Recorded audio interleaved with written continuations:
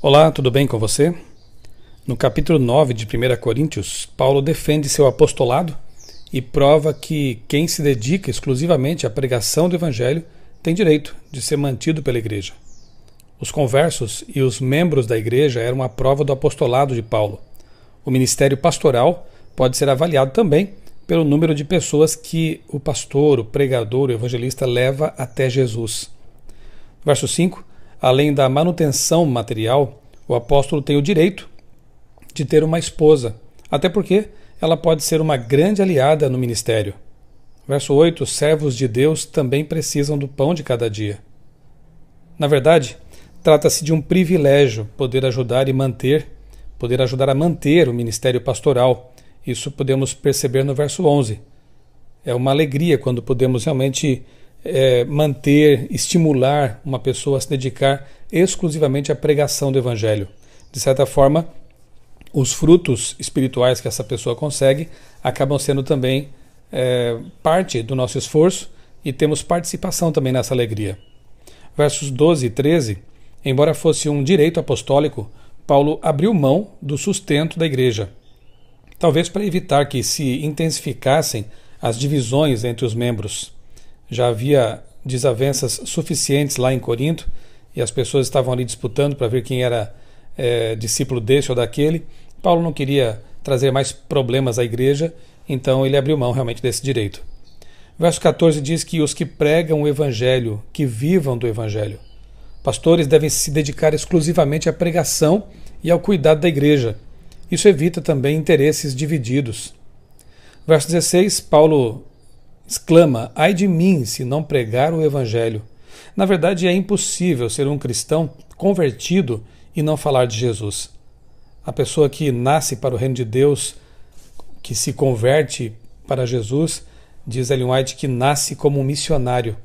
É natural, ela vai aproveitar todas as circunstâncias, ocasiões, para falar da pessoa que é o centro da sua consideração, a pessoa que ela mais ama neste mundo, que é Jesus Cristo.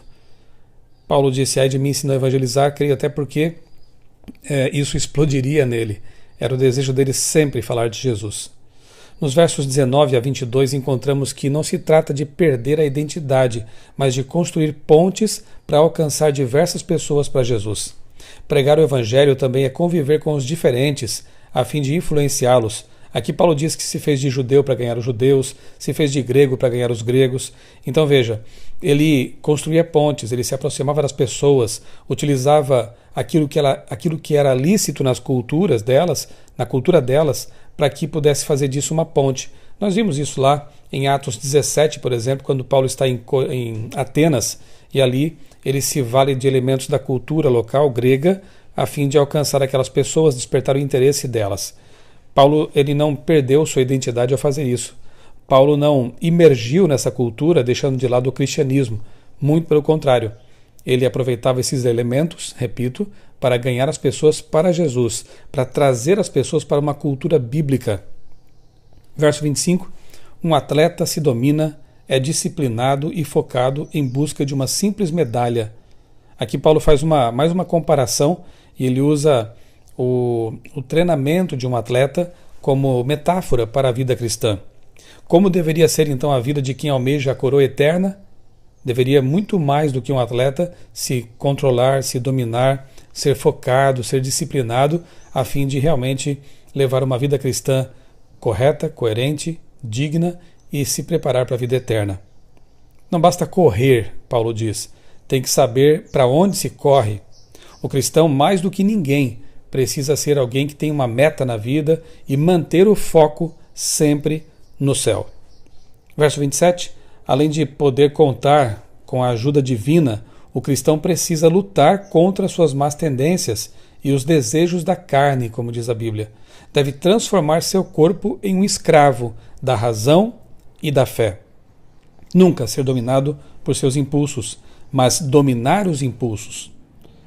Que a razão, que a religião, que a espiritualidade dominem sobre os impulsos, sobre os desejos, e assim esses desejos serão realmente lícitos e abençoados por Deus. E finalmente, ainda no verso 27, de nada adianta pregar e não viver o que se prega. Seria hipocrisia, não é verdade? Que Deus nos ajude a realmente viver aquilo que nós cremos, para que nossa pregação seja poderosa, seja vibrante, convincente e leve muitas pessoas a Jesus, porque essa é a missão mais importante de qualquer cristão aqui neste mundo, enquanto aguardamos a volta de Jesus.